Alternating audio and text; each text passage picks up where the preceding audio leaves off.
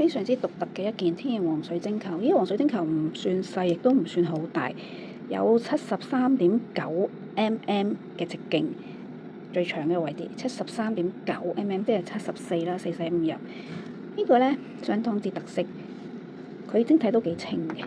呢個角度咁樣睇咧，睇到晶體入邊嘅結構嘅情況啦。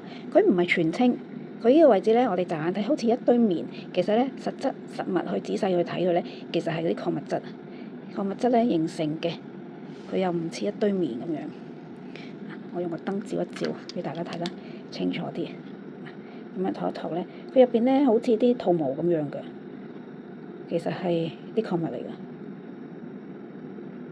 啱啱好咧，喺呢個角度咧咁樣睇咧，佢呢度啊好似一層打橫平衡嘅。咁啊中間咧見到呢度打直嘅有一片啊，其實咧呢一個咧係一個晶中晶嘅黃水晶球。咁啊成支晶柱咧，佢呢件咧相信佢個本身個原料成支柱形係好巨型嘅一支柱。點解咧？因為咧佢個晶中晶咧，你睇到個晶體入邊嗰支晶柱啊，佢唔係一支完整體晒㗎，你淨係睇到佢一邊一個面㗎咋。咁樣㗎，仔細睇下入邊嘅結構，佢唔係普通常見嗰啲彩虹水晶球啊。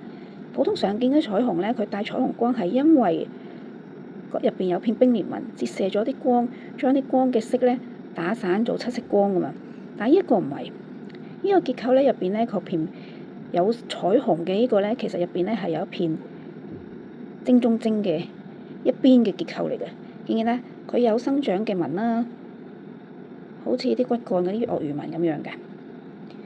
打側咁樣睇，同埋咧呢一層鱷魚紋咧，佢係仲有一層鐵嘅氧化物喺入邊停留結晶，形成一個咁樣嘅彩虹效應，非常之特別嘅一件，非常之罕有，好獨特呢件。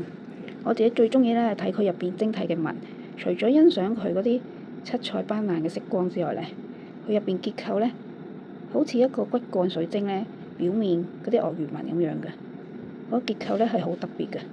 佢有打橫嘅巴曲紋啦、生長紋啦，一個掃過去，呢度咧一邊就咁樣啦，咁啊反轉另一邊，呢邊咧就會睇到頭先講嗰啲好似棉嘅，其實礦物嘅共生礦物晶體裏邊啊。我哋轉一轉喺呢個角度射入去，讓將隻眼睛射入去，見唔見啦？佢兩邊咧都有一層鐵嘅氧化物喺度形成嘅，好特別嘅呢個，即係天然嘅，點解咁得意嘅？嗱，呢個角度咧打側咁樣睇咧，就睇到佢嗰片紋咧，佢係咁樣攣曲嘅。咁啊，其實呢度咁樣平啦，呢度喺一邊咁樣啦，咁啊，其實都係好似一支晶柱一邊嘅位置咁樣，好特別嘅一件。其實唔係好識點樣介紹呢件啊，因為咧呢件咧真係好奇怪嘅一件，奇特嘅一件天然黃水晶。天然黃晶咧都係愛嚟招財嘅。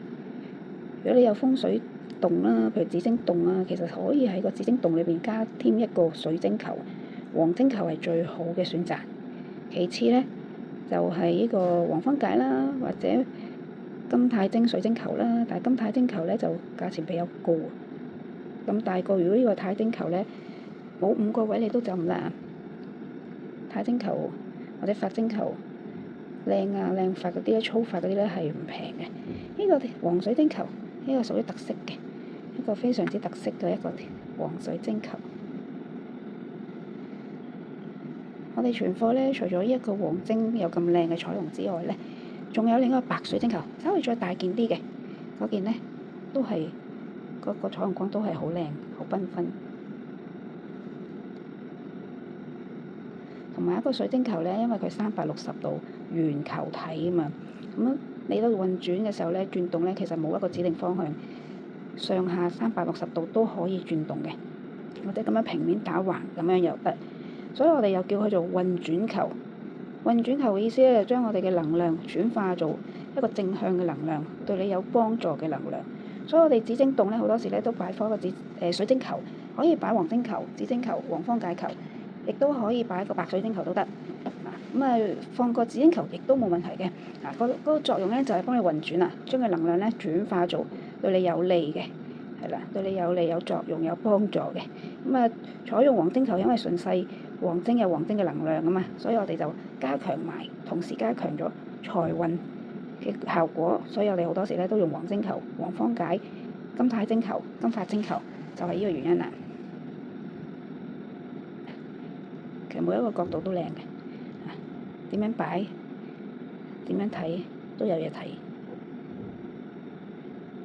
咁特別嘅黃水晶球得一個咋，